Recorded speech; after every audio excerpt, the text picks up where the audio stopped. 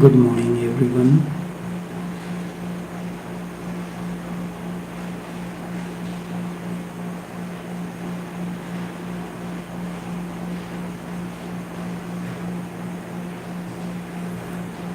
Good morning, everyone. We are coming to you live via Facebook streaming, via YouTube streaming, and also via Skype online. Each one of you is welcome to this live streaming from our studios in Trinidad in the West Indies. Going within the doors of ego. There are 7 doors through which ego enters into us, and we do not even recognize or realize that ego has entered. The 5th door is the door known as self-image. This means how a child, as he interacts in the world of objects and beings, how he sees himself. I am beginning from where the ego starts seeping into you. The child interacts with parents first, then others. Through sometimes during this interaction there is praises.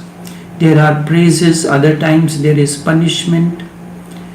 He learns to have a certain image of himself, good or bad. He does something, he waits to see how the parents are going to react. If he has done something and they do praise him, that means it is good. And if he gets punishment for that, he thinks that he has done something wrong, I am bad. This is how ego enters in us. If he does something good and is praised, he thinks I am good, I am appreciated.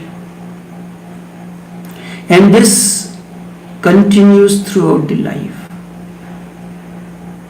A teacher is given a presentation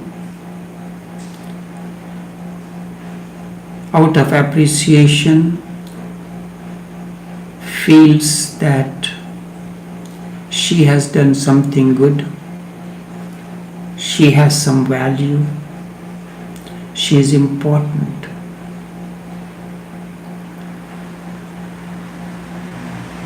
So if he is appreciated, or later on in life you are appreciated for what you are doing, you will like to do those things more and more.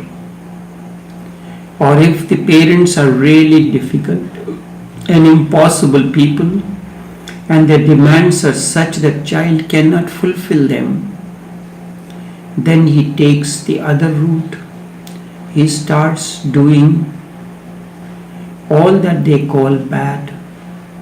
He reacts, he rebels in many different ways and means. Sometimes shaking up the body, sometimes this and that. These are the 2 ways. The door is the same.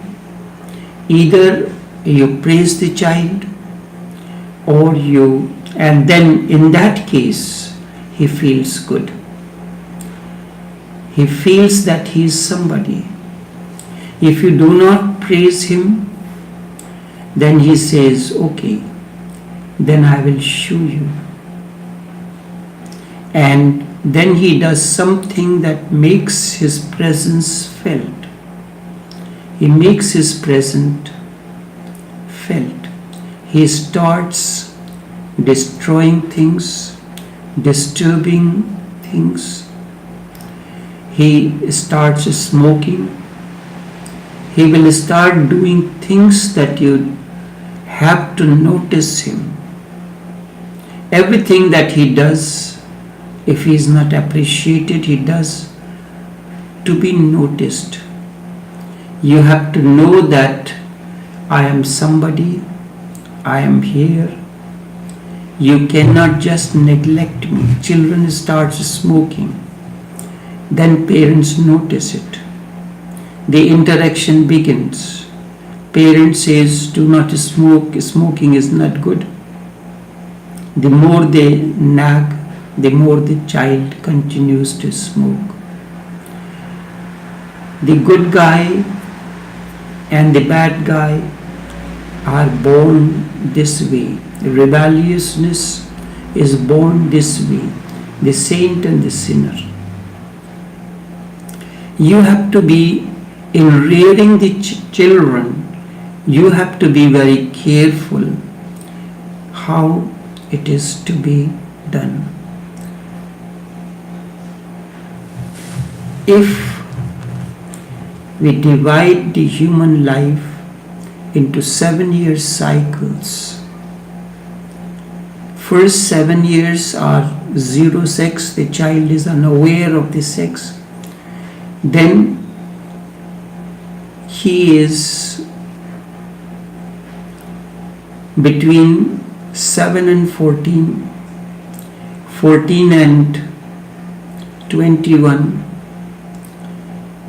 In one of my publications, How to Rear a Child, these things have been explained in details, how parents should work with the children.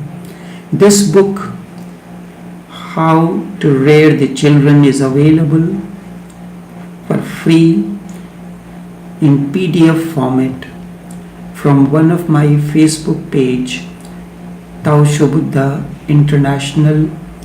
If you go into the files folder, which you can get very easily by going on top, and on the right hand corner you will see files,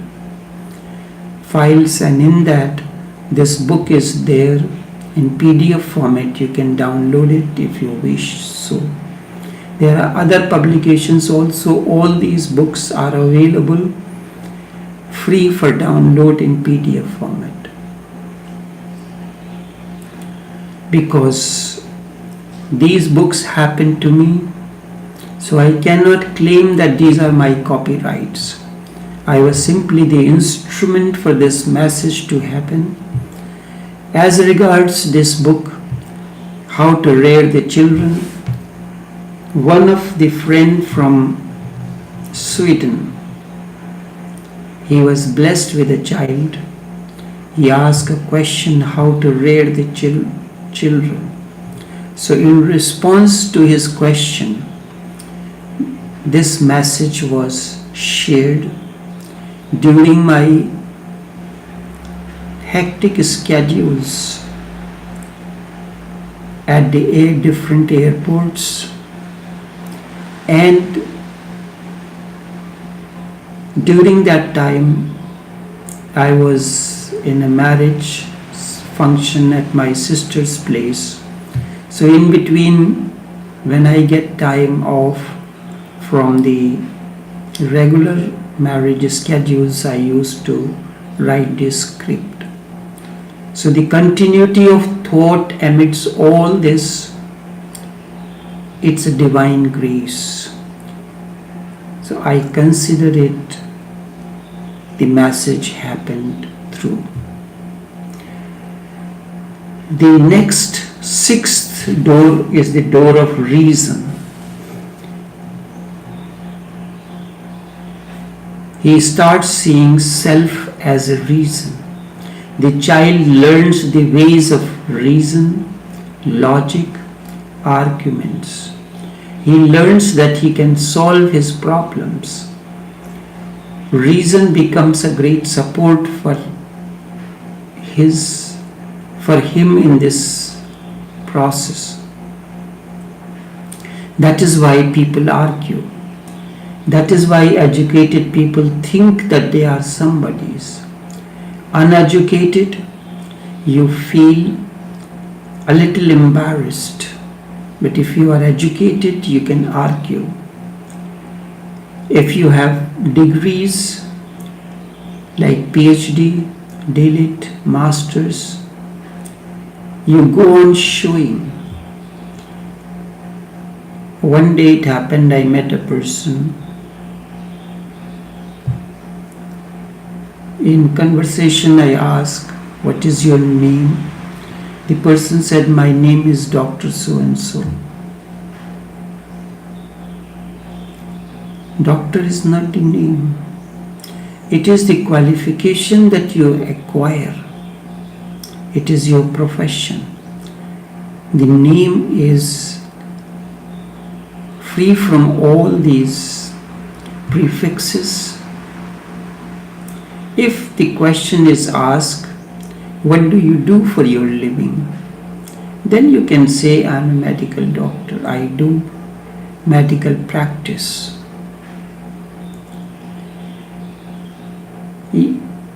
If you have degrees,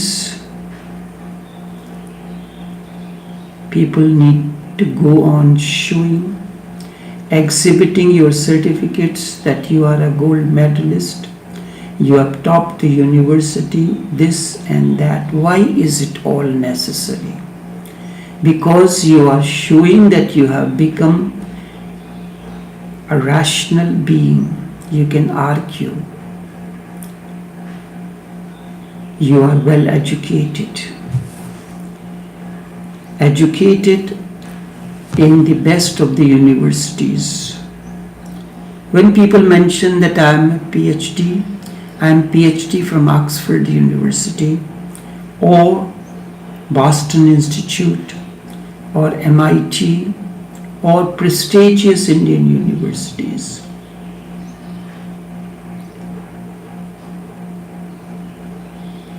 That means you feel that I can argue better than anybody else.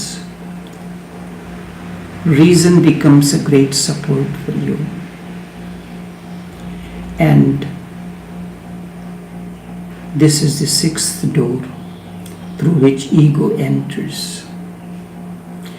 One of a very successful writer who had worked with Dr. Deepak Chopra, he is a Westerner. I was listening, somebody had sent me a video of him. He says, "I am Dr. So-and-so." The music in that video is very good, but the introduction before that is absolutely idiotic. Firstly, he begins, "I am Dr. So-and-so." Secondly, "My name is Dr. So-and-so." And then he says that I made conscious contact with God.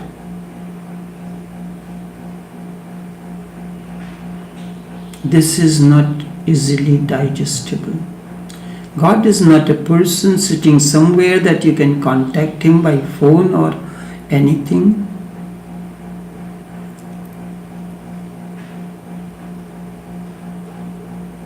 But despite all these things, the music that he has introduced, wherever he got it, it was quite good. So reason is the door through which ego enters in an individual and it becomes a great support. Then comes the last door. The seventh is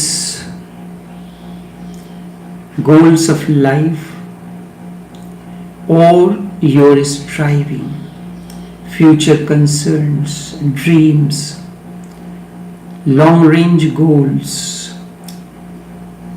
This is the last stage of ego. Then one starts thinking about what to do in the world to leave a mark or the mark in the history, to leave a signature here on the sands of time. He is striving to leave the impressions this signature on the sand of time, which is impossible, it cannot happen.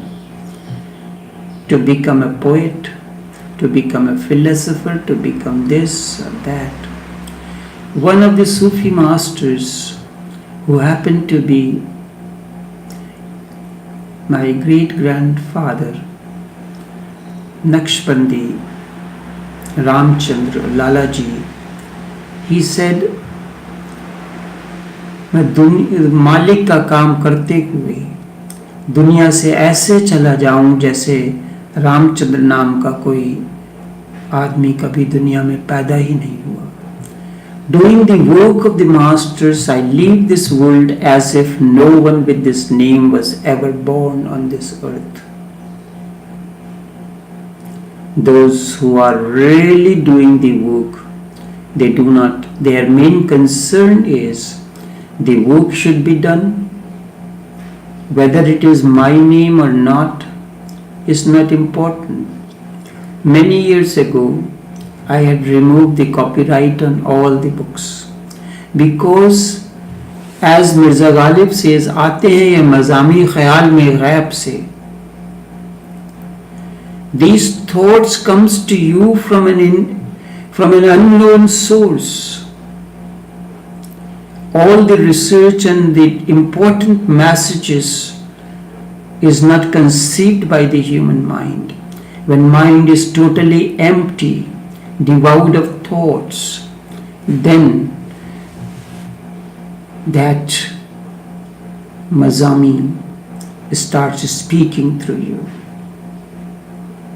I recall a beautiful anecdote. There was a poet, Robert Browning, and it was a Victorian age. There was another woman, Elizabeth Barrett. In childhood, she fell down and got her feet damaged, so she was bedridden, but she was a poetess. The father, during the Victorian age, was like a dictator. No girls were allowed to meet their boyfriends, and so on and so forth. She was, before marriage, was Elizabeth Barrett, and they lived on Wimpole Street in London. So the name of the play is Barretts of the Wimpole Street. So it happened during that time, Robert Browning had a collection of the poems known as Sordello. All yellow, no petals, very complex. So one day Elizabeth was reading that poem, so she addressed her maid Wilson, do you know the meaning of this poem? Wilson was not educated. So she said, ma'am, today Robert is coming, you can ask him the meaning of the poem. It goes on, all petals, no petals, the first line. All petals, no petals. So when that afternoon Robert Browning came, Elizabeth, after greeting, asked him the meaning of this poem. They were living on the second floor. From the window was opening on the street. Robert took the book in his hands. He read the book, read the poem. He walked over to the window, looked down on the street, and turned towards Elizabeth. And the verse that he said, that is what is important. He said, when I wrote the poem, I and God knew the meaning of this poem. Now only God does. Means that it descended on him. It happened. Sometimes these poets are touched by that connection, like an intermittent connection of internet. One moment you are connected to internet, next moment you are disconnected. So in that way, these poets and philosophers, they sometimes get connected to that divine source, and the message starts flowing in the right. But for an awakened one, consciously he can go into those moments, those connections. Consciously he can connect himself, and sometimes it happens, masters like Jiddu Krishnamurti, like Gurdjieff, like Osho, like Raman, they always remain connected. 24 hours they are connected to that divine internet, and they keep on getting the message. Anytime you ask him anything, immediately the message starts flowing. Yes, of course, the language is his. And this also was revealed by Swami Vivekananda. There was 2 incidents which I will like to narrate. Once it happened, once he was called for a talk, and it was to put him down. So on the table there was all the scriptures, and Bhagavad Gita was placed at the base, bottom, and all the other books were on top. Bible was put on top of all these heap of books. And he said, Bible is the latest message of God. Bhagavad Gita is the old and outdated. Vivekananda started his address, looked at the heap of the books, and he said, thank you very much for giving so much honor to Bhagavad Gita. I am really pleased. So this baffled the congregation. They thought that, is he fool or what? I have degraded, trying to insult his scripture, and he is thanking us. Then all of a sudden he went to the table, held on to the Bible, and with a jerk pulled the Bhagavad Gita from the bottom. As he pulled, all the other books fell. He said, thank you very much for making Bhagavad Gita the base of all the religions. If the foundation is not strong enough, no structure can stay. Bhagavad Gita is the base of all the religions. All the religions emerged out of that. That is the reason the moment I pulled out the Bhagavad Gita from the base, all the other scriptures fell. This was him. One day he was speaking, and it happened that Margaret Noble asked him the question, Swami Vivekananda, Swamiji, when you were speaking in Parliament of Religions, it seems as if the rays of light was emitting out of your body. If you had asked us to do anything, we would have done it without a second thought. Vivekananda said, when I was speaking in the Parliament of Religions, the words were mine, the voice was mine, sometimes the punctuation was mine, but the force behind my voice was of that haggard man. The force behind my voice was of that haggard man. मेरे दिल को दिल न समझो, मेरी जान को जान न समझो, कोई और बोलता है, मेरी जुबान न समझो. Someone else speaks through me. The words may be mine, the voice may be mine, the punctuation may be mine. Such is the situation of the masters. Such is the situation of those who are awakened. So what happened there? They want to leave a mark on the history, a structure on the sand of time, to become a poet, to become a politician, to become a saint, to do this or that. Life is running fast, slipping out of hand, and one has to do something other. Soon the frigid claws of death may descend and seal your humble fate. Then you shan't have time to mend. And becomes, so one wants to become Alexander, Napoleon. If it is possible, one wants to become the good guy, famous, well-known, saint, Mahatma. If not possible, then he will want to become somebody.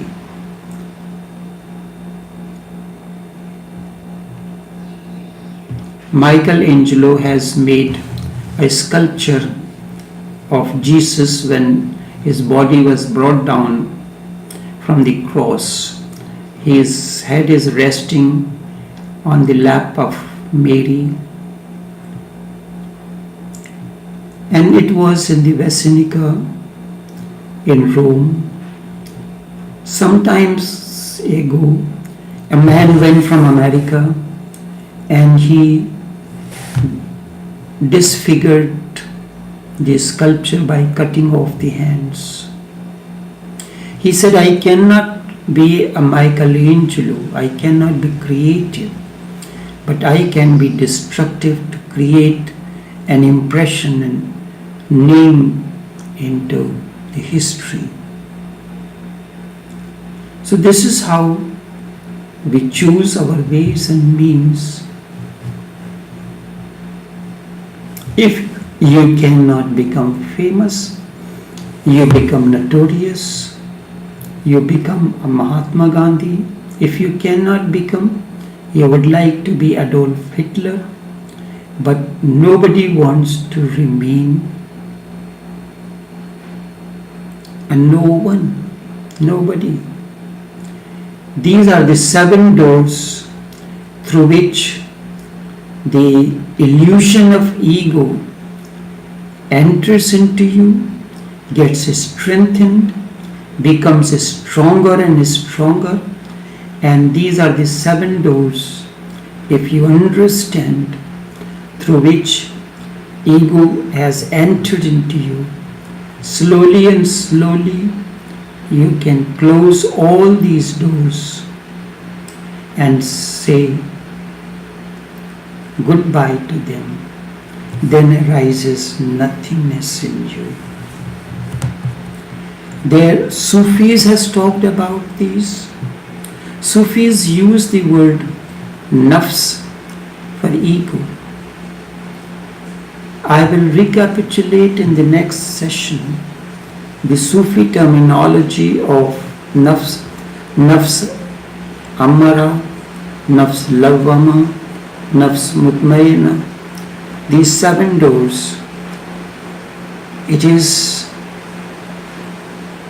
somebody was given the taste of tea, and each one of them expressed in their own language according to the thoughts at the moment of thought expression. I have heard there was a beautiful hill and 2 hills, and between them was a fountain. So 3 people went to visit that. Each one of them belonged to a different profession. First was an engineer. His whole training is as an engineer. Looking at that, he expressed himself. What a beautiful example of nature's architect. The next was poet. A different frame of mind. It seems the beauty has gathered here in its nascent form. Peace and serenity surrounds this valley. The third was a politician. What a criminal waste of nature's energy and resources. Had it been in my constituency, I would have won the election. So at the moment of thought expression, the experience of truth never changes. Whether it is Buddha, whether it is Osho, whether it is Raman, whether it is Jiddu Krishnamurti or Gurdjieff. But each one of them works in a different environment, a different set of people. The language will be different. If a physics teacher has to teach in a desert area, he has to take the examples from the surrounding area to express his message, as compared to the one who has brought up in a different, who is working and it's a different set of people. So expression differs, but experience does not. Experience of all these people remains. Jiddu Krishnamurti was to walk amidst a different set of people. Raman was to work amidst a different set of people who knew a different language. Then Krishnamurti used English as a language. Raman used English and South Indian language, Tamil, so on and so forth. One teacher cannot teach the entire, one teacher of the physics cannot teach all the students of physics in the world. There are students who get their training and they go to the different areas, different universities and teach the students who come there. So that is how the experience of truth remains the same, expression differs. Osho's expression is different. Raman's expression is different, but deep down the message remains the same. Only this much for this morning. Until we meet again, take care and do have a pleasant day. And season's greetings to each one of you.